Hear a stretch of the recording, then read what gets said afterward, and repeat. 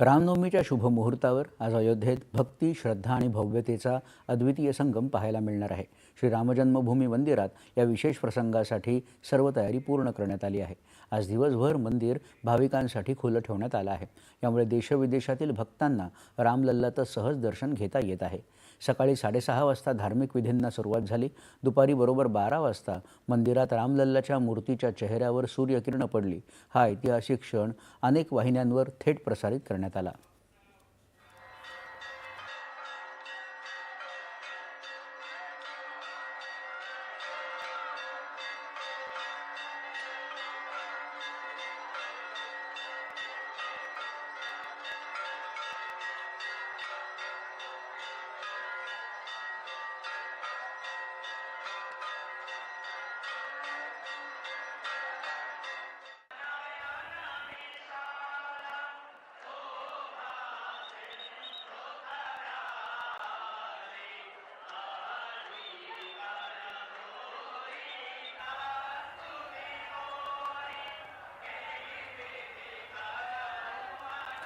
आजच्या विशेष प्रसंगी देवतेला सुमारे 6 क्विंटल पंजिरी आणि 56 प्रकारचे नैवेद्य अर्पण केले जाणार आहेत.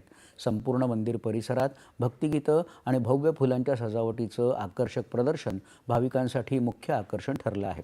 संध्याकाळी मंदिराचं शिखर आकर्षक रोषणाईनं उजळून निघणार असून संपूर्ण परिसर भक्तिमय वातावरणानं भारून जाणार आहे.